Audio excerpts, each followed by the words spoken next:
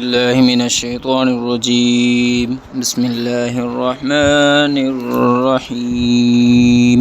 سورة الأعراف. ألف لام ميم صاد. كتاب أنزل إليك فلا يكن في صدرك حرج منه لتنذر به وذكرى للمؤمنين. اتبعوا ما أنزل إليكم من ربكم ولا تتبعوا من دونه أولياء قليلا ما تذكرون. وكم من قرية أهلكناها فجاءها بأسنا بياتا أو هم قائلون. فما كان دعواهم إذ جاءهم بأسنا إلا أن قالوا إنا كنا ظالمين. فلنسألن الذين أرسل إليهم ولنسألن المرسلين فلنقصن عليهم بعلم وما كنا غائبين. والوزن يومئذ الحق فمن ثقلت موازينه فأولئك هم المفلحون ومن خفت موازينه فأولئك الذين خسروا أنفسهم بما كانوا بآياتنا يظلمون. ولقد مكناكم في الأرض وجعلنا لكم فيها معايش قليلا ما تشكرون. ولقد خلقناكم ثم صورناكم ثم قلنا للملائكة اسجدوا لآدم فسجدوا إلا إبليس لم يكن من الساجدين. قال ما منعك ألا تسجد إذ أمرتك؟ قال أنا خير منه خلقتني من نار وخلقته من طين. قال فاهبط منها فما يكون لك أن تتكبر فيها فاخرج إنك من الصاغرين. قال أنذرني إلى يوم يبعثون. قال إنك من المنذرين. قال فبما أغويتني لأقعدن لهم صراطك المستقيم ثم لآتينهم من بين أيديهم ومن خلفهم وعن أيمانهم وعن شمائلهم ولا تجد أكثرهم شاكرين. قال اخرج منها مذءوما مدحورا لمن تبعك منهم لأملأن جهنم منكم أجمعين. ويا آدم اسكن أنت وزوجك الجنة فكلا منها حيث شئتما ولا تقربا هذه الشجرة فتكونا من الظالمين. فوسوس لهما الشيطان ليبدي لهما ما وري عنهما من سوآتهما وقال ما نهاكما ربكما عن هذه الشجرة إلا أن تكونا ملكين أو تكونا من الخالدين. وقاسمهما إني لكما لمن الناصحين فدلاهما بغرور فلما ذاقا الشجرة بدت لهما سوآتهما وطفقا يخصفان عليهما من ورق الجنة وناداهما ربهما ألم أنهكما عن تلكما الشجرة وأقل لكما إن الشيطان لكما عدو مبين. قالا ربنا ظلمنا أنفسنا وإن لم تغفر لنا وترحمنا لنكونن من الخاسرين. قال اهبطوا بعضكم لبعض عدو ولكم في الأرض مستقر ومتاع إلى حين. قال فيها تحيون وفيها تموتون ومنها تخرجون. يا بني آدم قد أنزلنا عليكم لباسا يواري سوآتكم وريشا ولباس التقوى ذلك خير ذلك من آيات الله لعلهم يذكرون. يا بني آدم لا يفتننكم الشيطان كما أخرج أبويكم من الجنة ينزع عنهما لباسهما ليريهما سوآتهما إنه يراكم هو وقبيله من حيث لا ترونهم إنا جعلنا الشياطين أولياء للذين لا يؤمنون. وإذا فعلوا فاحشة قالوا وجدنا عليها آباءنا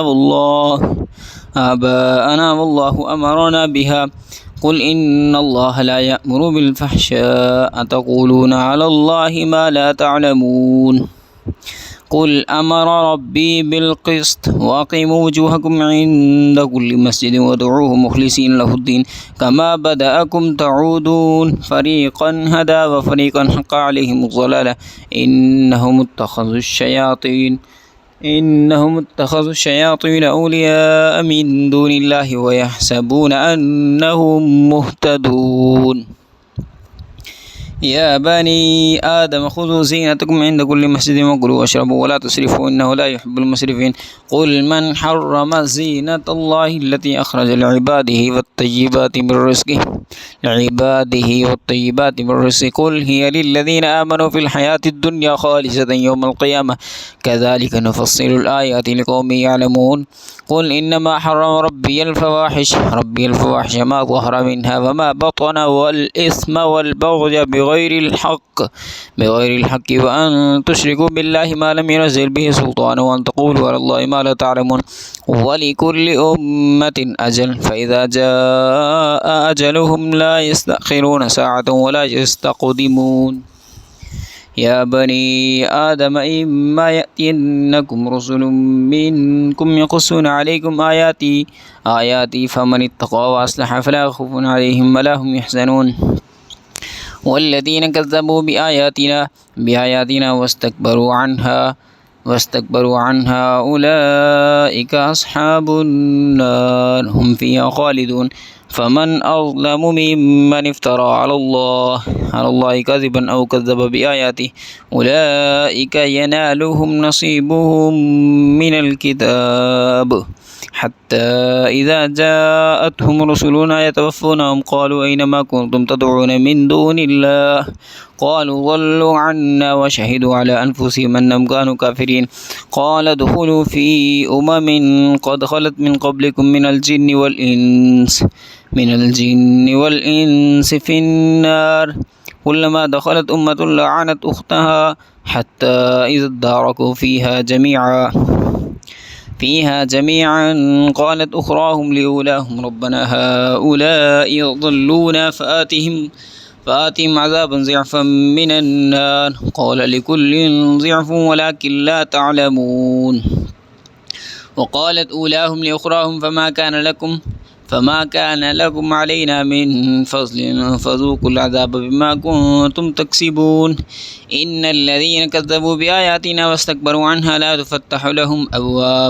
أبواب السماء ولا يدخلون الجنة حتى يلج الجمل في سم الخياط وكذلك نجزي المجرمين لهم من جهنم مهاد ومن فوقهم غواش وكذلك نجزي الظالمين والذين آمنوا وعملوا الصالحات لا نكلف نفسا إلا وسعها أولئك أصحاب الجنة هم فيها خالدون ونزعنا ما في صدورهم من غل تجري من تحتهم الأنهار وقالوا الحمد لله الذي هدانا لهذا وما كنا لنهتدي لولا أن هدانا الله لقد جاءت رسل ربنا بالحق ونودوا أن تلكم الجنة أورثتموها بما كنتم تعملون ونادى أصحاب الجنة أصحاب النار أن قد وجدنا ما وعدنا ربنا حقا فهل وجدتم ما وعد ربكم حقا قالوا نعم فأذن مؤذن بينهم اللعنة الله على الظالمين الذين يصدون عن سبيل الله ويبغونها عوجا وهم بالآخرة كافرون وبينهما حجاب وعلى الأعراف رجال يعرفون كلا بسيماهم ونادى أصحاب الجنة أن سلام عليكم لم يدخلوها وهم يطمعون وإذا صرفت أبصارهم تلقاء أصحاب النار قالوا ربنا لا تجعلنا مع القوم الظالمين ونادى أصحاب الأعراف رجال يعرفونهم بسيماهم قالوا ما أغنى عنكم جمعكم وما كنتم تستكبرون أهؤلاء الذين أقسمتم لا ينالهم الله برحمة ادخلوا الجنة لا خوف عليكم ولا أنتم تحزنون ونادى أصحاب النار ونادى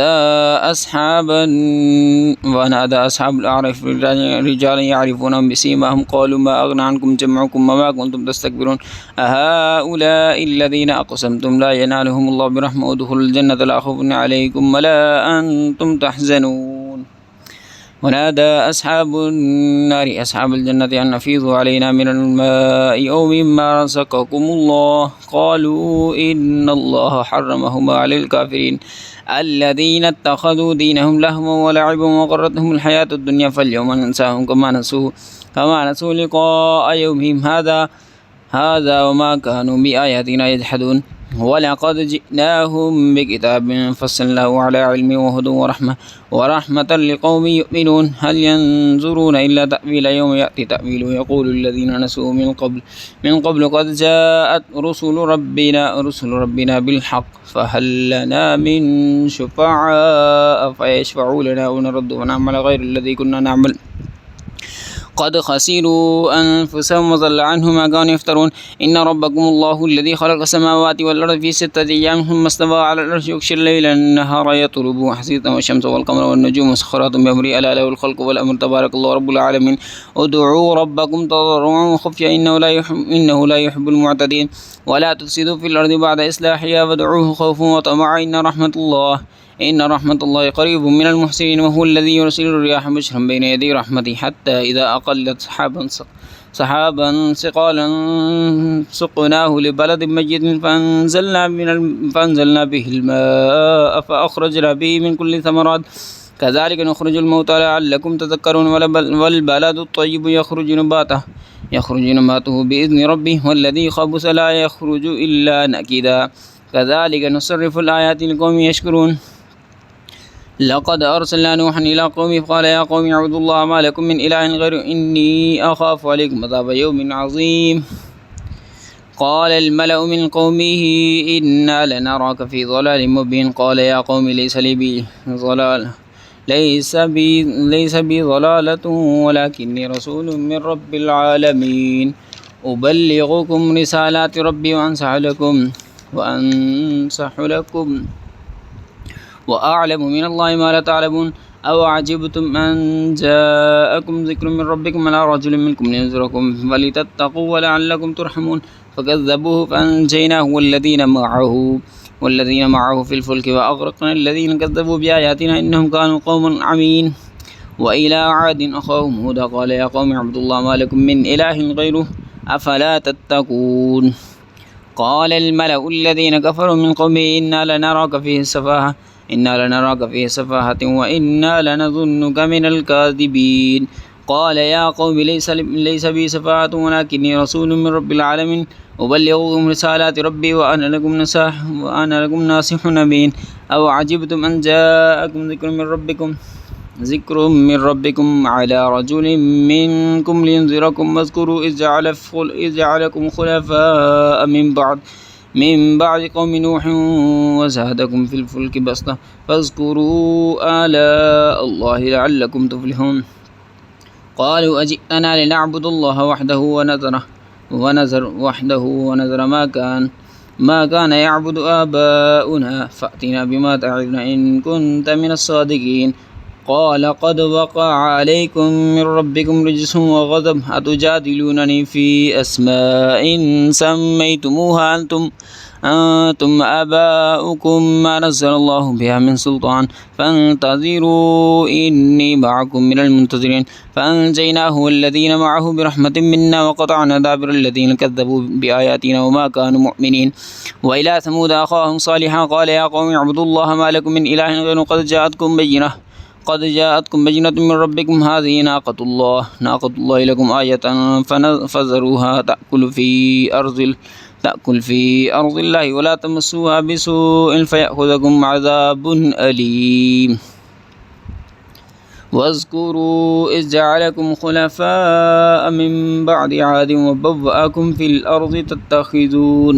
تتخذون من سهولها قصورا وتنحتون الجبال بيوتا فاذكروا آلاء الله ولا تعثوا في الأرض مفسدين قال الملأ الذين استكبروا من قومه للذين استضعفوا لمن آمن منهم أتعلمون أن صالحا مرسل من ربه قالوا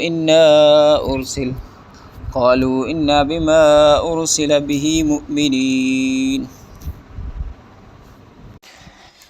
فعقروا الناقة وعتوا عن أمر ربهم وقالوا يا صالح ائتنا بما تعدنا إن كنت من المرسلين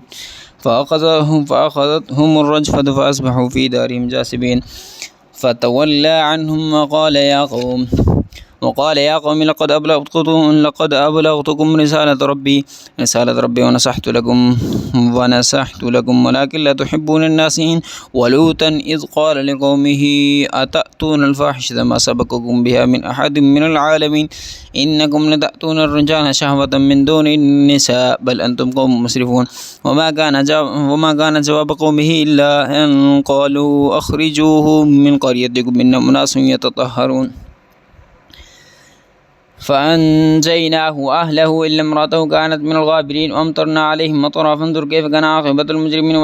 وإلى مدين أخاهم شعيبا قال يا قوم اعبدوا الله ما لكم من إله غيره قد جاءتكم بينة من ربكم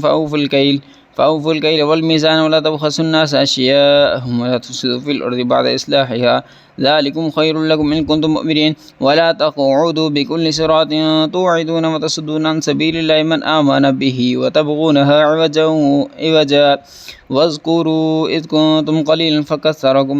وانظروا كيف كان عاقبة المفسدين وإن كان طائفة منكم آمنوا بالذي أرسلت به وطائفة لم يؤمنوا فاصبروا حتى يحكم الله بيننا وهو خير الحاكمين.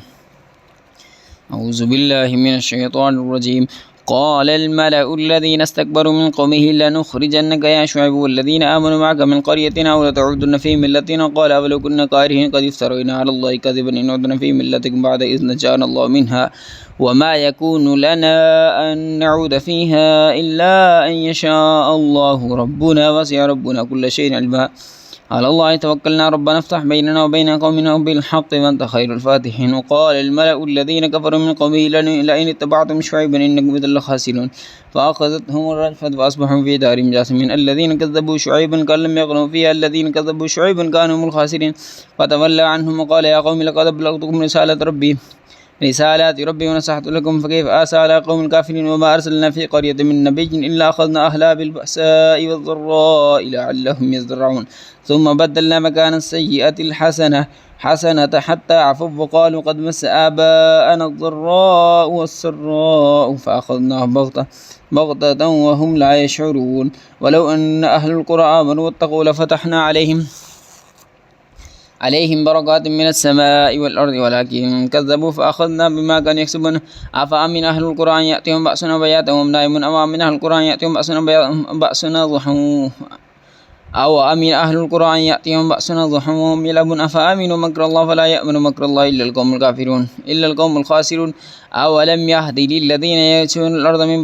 من بعد أهلها أن لو نشاء أصبناهم بذنوبهم ونطبع على قلوبهم فهم لا يسمعون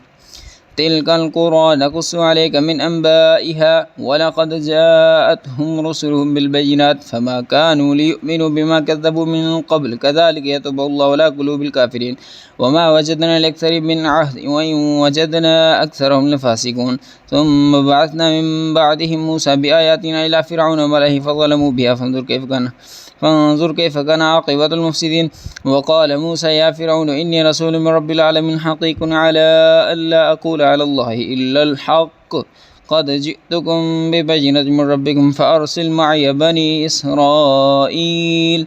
قال إن كنت جئت بآيات فأت بها إن كنت من الصادقين فألقى عصاه فإذا هي ثعبان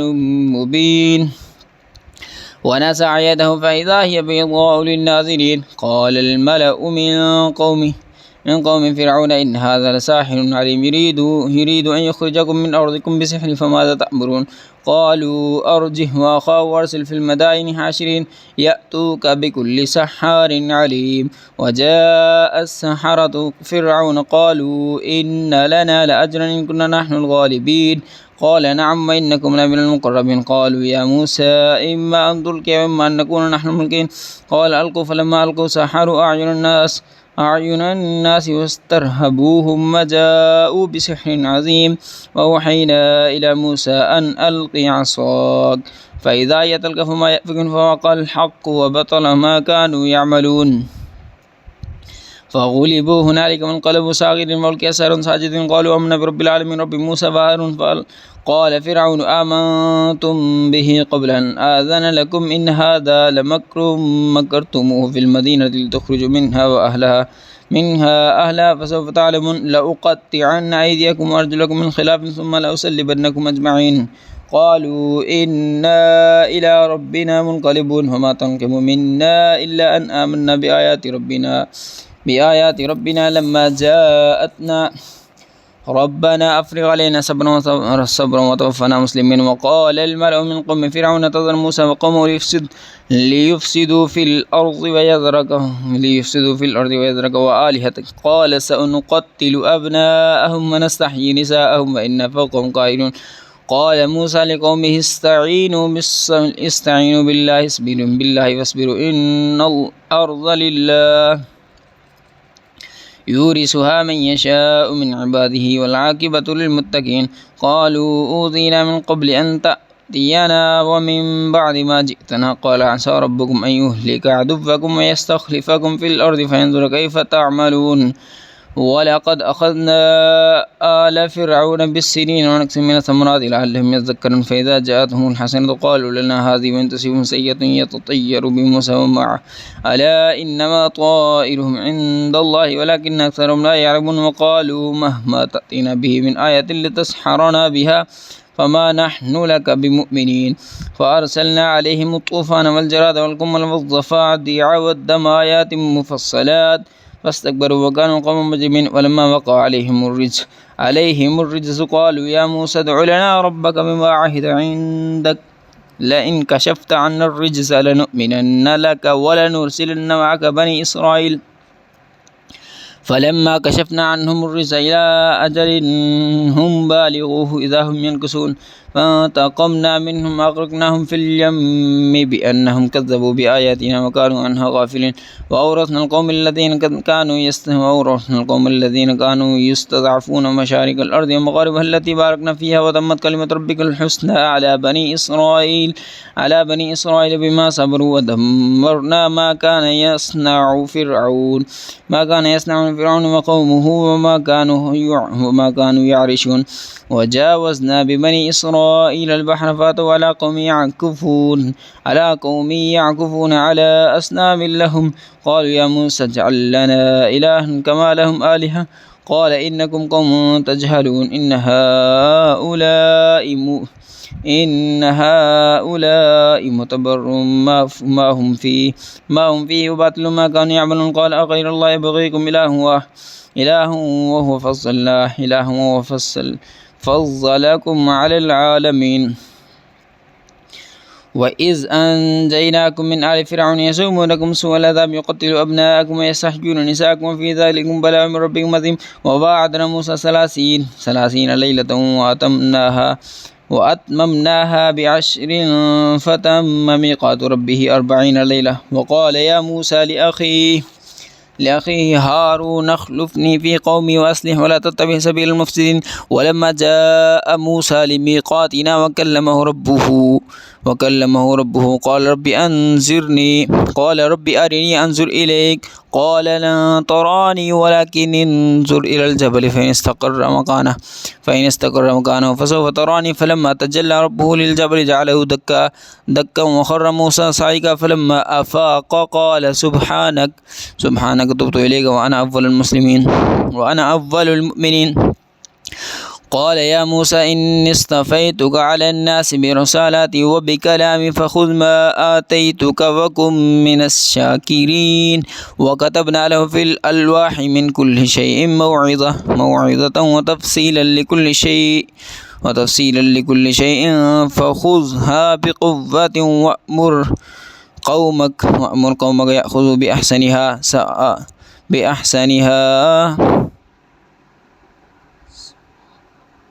سأريكم دار الفاسقين سأصرف عن آياتي الذين يتكبرون في الأرض بغير الحق وإن يروا كل آية لا يؤمنوا بها وإن يروا سبيل الرشد لا يتخذه سبيلا وإن يروا سبيل الغي لا يتخذه سبيلا ذلك بأنهم كذبوا بآياتنا وكانوا عنها غافلين والذين كذبوا بآياتنا ولقاء الآخرة حبطت أعمالهم هل يجزون إلا ما كانوا يعملون واتخذ قوم موسى من بعده من حليهم عجلا جسدا له خوار ألم يروا أنه لا يكلمهم ولا يهديهم سبيلا اتخذوه وكانوا ظالمين ولما سقط في أيديهم ورأوا أنهم قد ضلوا قالوا لئن لم يرحمنا ربنا ويغفر لنا لنكونن من الخاسرين ولما رجع موسى إلى قومه غضبان آسفا قال بئس ما خلفتموني من بعد أعجلتم أمر ربكم وألقى الواح وأخذ برأس أخيه يجره إليه قال ابن أم إن القوم استضعفوني وكادوا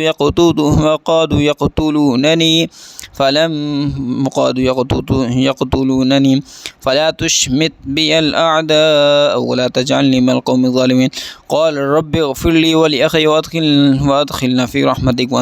وأنت أرحم الراحمين إن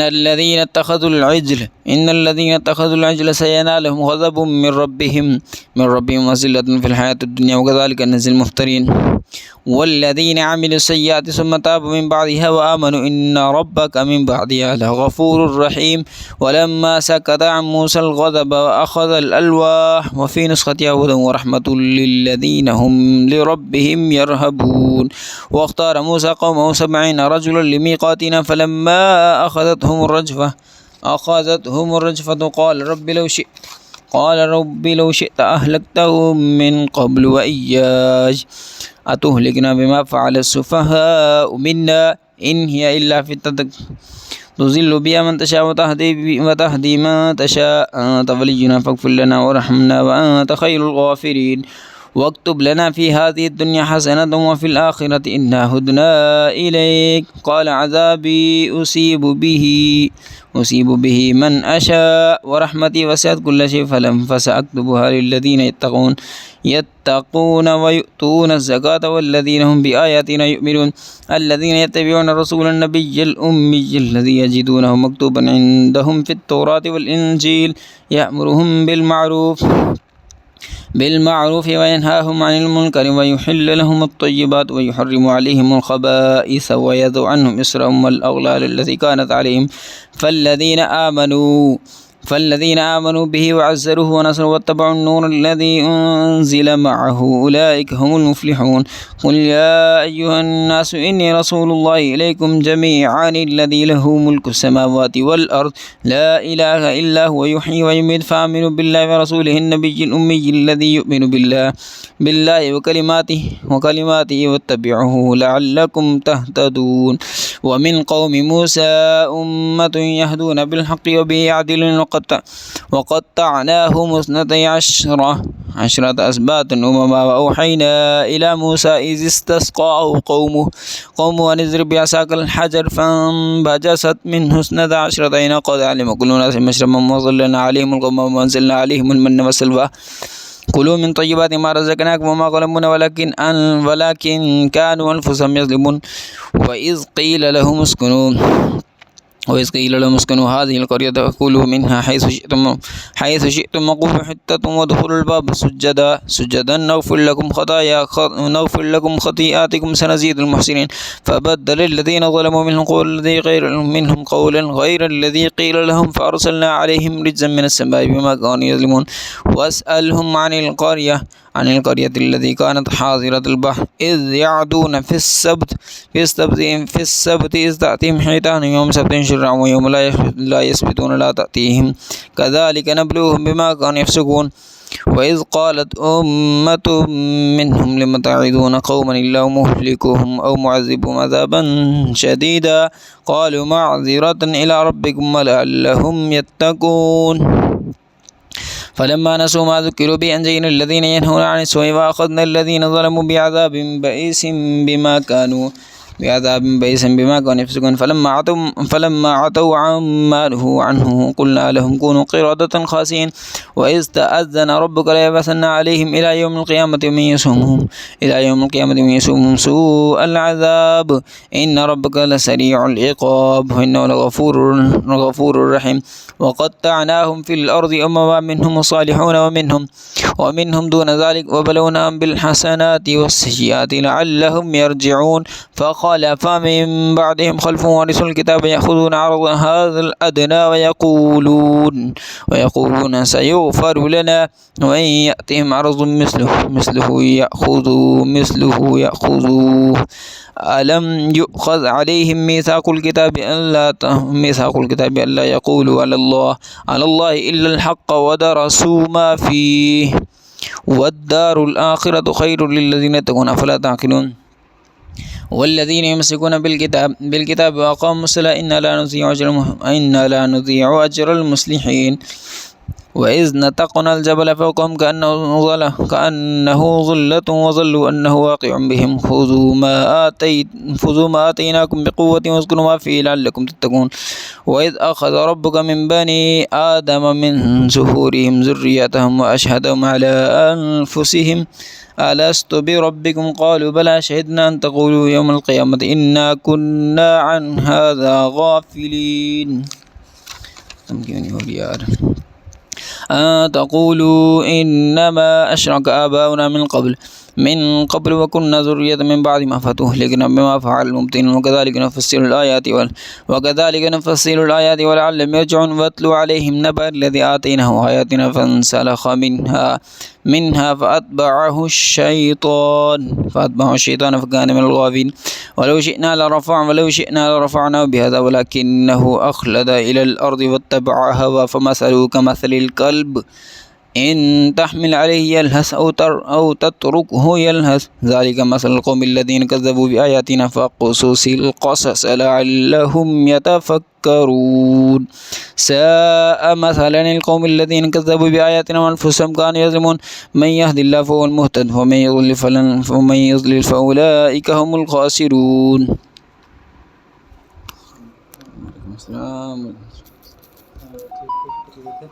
الحمد لله. ولقد زرعنا لجهنم كثيرا من الجن والإنس له قلوب يفقهون بها ولهم أعين يبصرون بها ولهم آذان يسمعون بها أولئك كالأنعام بل هم أضل أولئك هم الغافلون ولله الأسماء الحسنى فادعوه بها وذروا الذين يلحدون في أسمائه سيجزون ما كانوا يعملون وممن خلقنا أمة يهدون بالحق وبه يعدلون.